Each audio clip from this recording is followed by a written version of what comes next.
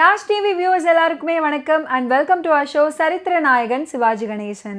இந்த ஷோவில் சிவாஜி அவர்களுடைய திரைப்பயணத்தில் நடந்த நிறைய இன்ட்ரெஸ்டிங்கான விஷயங்கள்லாம் நம்ம பார்த்து தெரிஞ்சுக்கிட்டு இருக்கோம். அந்த வகையில் இன்றைக்கும் நிறைய சுவாரஸ்யமான அப்டேட்ஸ் உங்களுக்காக காத்துக்கிட்டு இருக்கு. வாங்க ஷோக்குள்ளே போகலாம்.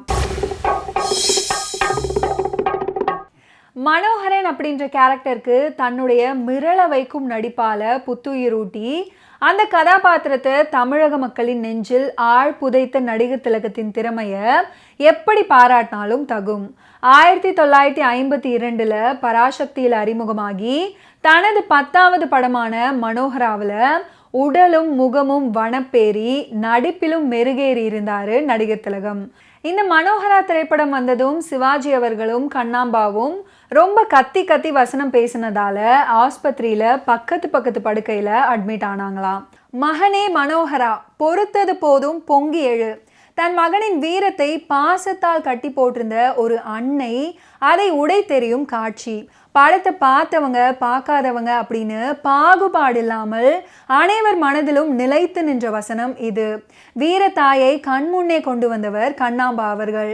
திரு மு கருணாநிதி அவரின் தமிழ் வசனங்களை ஒருவராலும் குறை சொல்லவே முடியாது.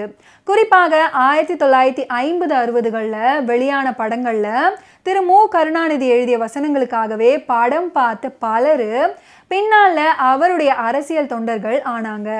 அதே போல நடிகர் திலகம் திரு சிவாஜி கணேசன் அவர்கள் நடிப்பில் வெளிவந்த பராசக்தியும் மனோகராவும் கலைஞர் அவர்களுடைய வசனங்களுக்காகவே இன்னைக்கும் பெரும் பெயர் திரைக்காவியங்கள். அதிலும் மனோகரா திரைப்படத்தில் வரும் அரசவை காட்சி வசனங்கள் அனல் பறக்கக்கூடியவை. ஆத்திரத்தை கிளப்பாதே மனோகரா, நிறைவேற்று, இது அரசன் உத்தரவு அப்படின்னு மன்னர் புருஷோத்தமன் மனோகரனுக்கு உத்தரவிடுறாரு. அதுக்கு மனோகரன் கூறும் பதில் என்ன தெரியுமா?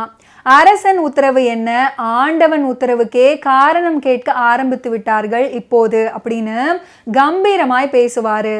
வஞ்சகம் வாழ்ந்தது கிடையாது, கொடுமை நிலைத்ததில்லை.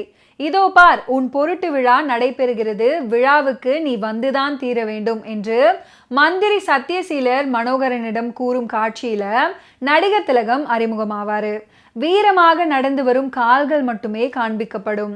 அரங்கில் அத்துணை பேரின் கைத்தட்டல் ஓசை நடிகர் திலகத்தை மனோகரனாய் பார்க்கையில விண்ணை பிளந்ததாம். கூணனும் நிமிர்ந்து உட்கார்ந்து மனோகரனை பார்த்து வியந்து உறைந்து போவான்.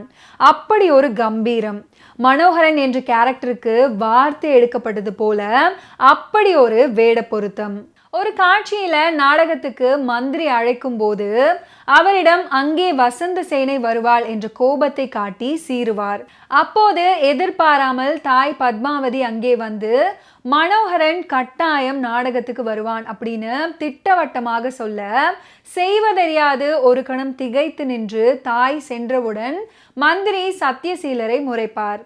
அந்த காட்சியில அற்புதமாக நடிச்சிருப்பாரு நடிகர் திலகம். நாடகத்தை மகாராணி பத்மாவதியார் பார்த்து அது தன் கதையை பிரதிபலிப்பதாக உணர்ந்து கண் கலங்கி தன்னை அறியாமல் தன் மகனின் தோள்களில் கை வைக்க தாயுடைய கை பட்டவுடன் நாடகம் பார்த்து கொண்டிருக்கும் நடிகர் திலகம் தாய் கலங்குவதை திடீரென கவனித்து தாய் பக்கம் திரும்பி என்னம்மா என்று விவரம் புரியாதவராய் கள்ளம் கபடம் இல்லாமல் கேட்பாரு. அந்த சீன்ல அப்பாவித்தனமாக நடிச்சிருப்பாரு நடிகர் திலகம் அவர்கள். வசந்த சேனையுடைய அக்கிரமங்களை பொறுக்க முடியாமல் தாயிடம் கோபமாக உத்தரவு கொடுங்கள், உருத்தெரியாமல் ஆக்குகிறேன் அந்த ஊர் கெடுப்பவளை அப்படின்னு கர்ஜிப்பாரு நடிகர் திலகம். அந்த இடத்துல அவருடைய நடிப்பு அப்போது சிங்கம் போல இருக்கும். பாண்டியன் முத்துவிஜயன் மீது போர் தொடுத்து வா அப்படின்னு அன்னை ஆணையிட்டவுடன் விடை கொடுங்கள், வெற்றி மழை பொழிய வைக்கிறேன், வீணன் முத்துவிஜயனின் விலா எலும்பை நொறுக்குகிறேன் அப்படின்னு முழங்குவாரு. அப்போது நடிகர் திலகத்துடைய நடிப்பு இடி முழக்கம் போல இருக்கும்.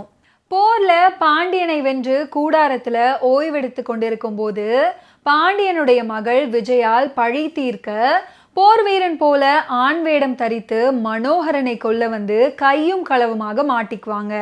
விஜயாளிடம் பாதி ராத்திரியிலேயே பதுங்கி பாயும் பட்டாள பயிற்சிக்கு முத்துவிஜயன் ஆட்சியிலே முதலிடம் போலும், ஓடிப்போ உயிரை காப்பாற்றிக்கொள் அப்படின்னு நடிகர் திலகம் நையாண்டி செய்வாரு. கொல்ல வந்தது மங்கை என்று அறிந்ததும் அவள் அழகுல மெய் மறந்து வளையல் ஏந்தும் கைகளிலே வாள் என்று ஆச்சரியம் கலந்த புன்னகை பூத்தபடி நடிகர் திலகம் கூற, நீர் வீரனானால் என்னை ஜெயித்த பிறகு பேசும் அப்படின்னு விஜயால் வீரத்துடன் பேச, நடிகர் திலகம் கண்களில் காதல் கொப்பளிக்க கொஞ்சம் மொழியாளிடம் வேல்விழி மாதரிடம் வீரர்கள் ஜெயித்தார்கள் என்பதற்கு சரித்திரமே கிடையாது இளவரசி அப்படின்னு வசனம் பேசுவார். அந்த காட்சிகள் எல்லாம் ரசிகர்களிடையே பெரிய வரவேற்பை பெற்றது. இந்த மனோகரா படத்துல ஃப்ளாஷ்பேக் டெக்னிக்ல மாறுபட்ட விதத்தில் அமைந்த நாடக பாடல் காட்சி ஒன்று இருக்கு. கொஞ்சம் நீளமான பாடல் தான். நிலாவில் உல்லாசமாக ஆடலாம் அப்படின்னு தொடங்கக்கூடிய அந்த பாடல். பழம்பெரும் பாடகர் டி.ஏ. மோத்தி அவர்கள் இந்த பாடலை தன்னுடைய குரலால சிறப்பாக பாடியிருப்பாரு. டி.வி. ரத்னமும் இந்த பாடலை இணைந்து பாடியிருப்பாரு. பௌத்தியாயனன் கையும் களவுமாக பிடிபட்டு மனோகரனை கொல்ல தன்னை அனுப்பியது வசந்த சேனைதான் அப்படின்னு ஒப்புக்கொண்டு வாக்குமூலம் கொடுத்துவிட, கோபக்கணல் தலைக்கேற நடிகர் திலகம் வாளை எடுத்துக்கொண்டு சேனாவை கொல்ல புறப்பட தாய் சாந்தப்படுத்தி வாளை உரையில் போடு என்று அன்பு கட்டளையிட, விழிகள் வெளியே பிதுங்க கோபத்தின் உச்சத்தை தொட்டுவிட்டு பின் வேகமாக வாளை உரையில் போடும்போது நடிப்பு புயல் அப்படின்னு தான் சொல்ல வேண்டும்.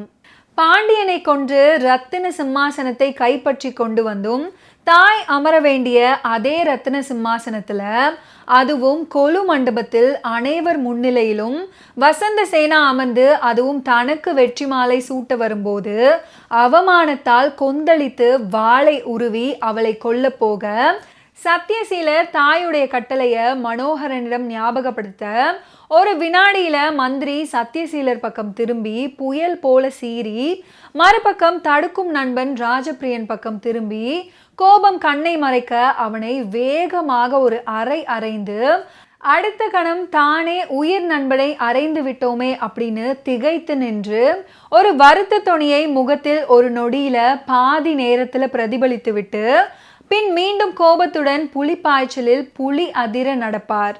எந்த குரு இப்படியெல்லாம் நடிக்க வேண்டும் நடக்க வேண்டும் என்று நடிகர் திலகத்துக்கு சொல்லிக் கொடுத்தது என்று நமக்கு தோன்றும்.